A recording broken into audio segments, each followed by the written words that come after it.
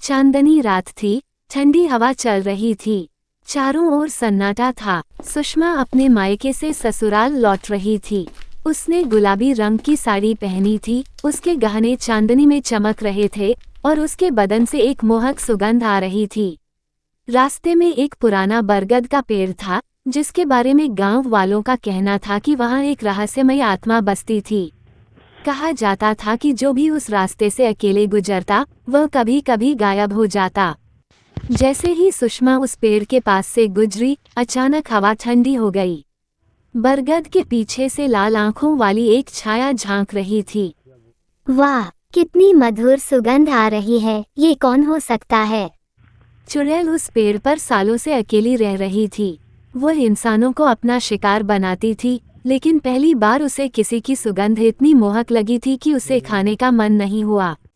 अगर इसे खा लिया तो ये सुगंध खत्म हो जाएगी। नहीं, मुझे इसे बचाना होगा, मुझे इसकी तरह बनना होगा। चुड़ैल पेड़ से उतर आए और सुषमा के पीछे पीछे चलने लगी। सुषमा को ऐसा महसूस हुआ जैसे कोई उसका पीछा कर रहा हो। उसने अपने कदम तेज कर लिए, लेकिन उसके साथ साथ किसी और के भी कदमों की आहट बढ़ गई। डर से उसका दिल तेजी से धड़कने लगा। मुझे शायद वहम हो रहा है, लेकिन नहीं, यह कोई मेरा पीछा कर रहा है। वह थोड़ा रुकी तो आहट भी रुक गई। कोई है वहाँ। सन्नाटा था, लेकिन उसके दिल की धड़कन तेज हो गई थी। वह बिना मुड़े ही तेज तेज चलने लगी। चुड़ैल ने देखा कि अगर वह सुषमा को ऐसे ही डराएगी तो वह घर पहुंचकर किसी को सब कुछ बता देगी। मुझे चालाकी से इसे अपने जाल में फंसाना होगा। चुड़ैल ने अचानक खुद को एक मासूम औरत का रूप दे दिया और तेजी से आगे जाकर सुषमा के रास्ते में खड़ी हो गई। बहन जी, सुनिए, मैं बहुत मजबूर हूँ। क्या मुझे आपके घर में काम मिल सकता है? डरी हुई सुषमा को थोड़ी राहत मिली। उसे लगा ये कोई जरूरतमंद महिला है। ठीक है, मेरे साथ चलो। रात बहुत हो गई है, कल देखेंगे। घर पहुंचकर सुषमा ने उस औरत को एक अलग कमरे में रुकने दिया और खुद जाकर सो गई। लेकिन आधी रात को दरवाजा हल्के हल्के चरमराने लगा। चुड़ैल अपने असली रूप में आ चुकी थी। उसके लंबे नाखून, लाल आंखें और हवा में उड़ते हुए काले बाल। मुझे वह सुगंध चाहिए, मैं इसे खुद पर लगाना चाहती हूँ। वह धीरे धीरे सुषमा के कमरे में घुसी और इधर उधर देखने लगी। उसे वह सेंट कहीं नहीं मिला। गुस्से में उसने अपना हाथ उठाया और अचानक कमरे में रखी चीजें इधर उधर गिरने लगीं। नहीं, मैं इसे ऐसे नहीं छोड़ सकती, मुझे इसकी तरह बनना ही होगा। योजक चिन्ह, योजक चिन्ह, योजक चिन्ह।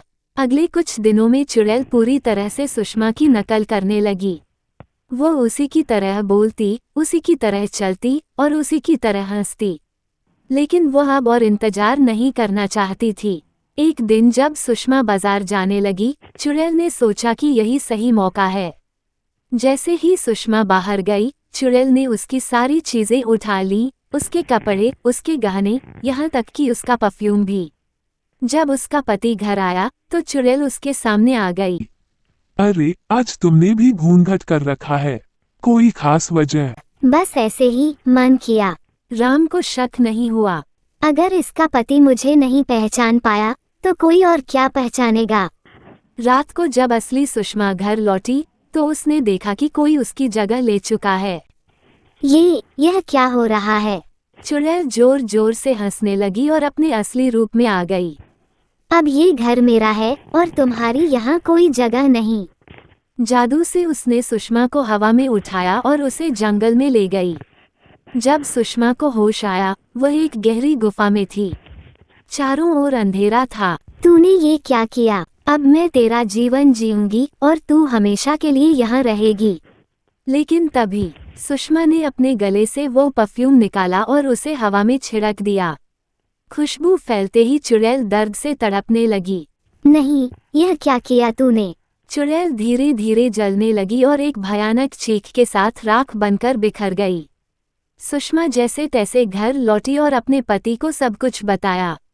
राम ने चुड़ैल की जगह सुषमा की असली पहचान की पुष्टि की और दोनों ने उस रहस्यमय सेंट को संभाल कर रखा जिससे किसी और बुरी आत्मा को रोका जा सके। सीख, बुराई कितनी भी चालाक क्यों न हो, सच्चाई और सूझबूझ से उसे हराया जा सकता है।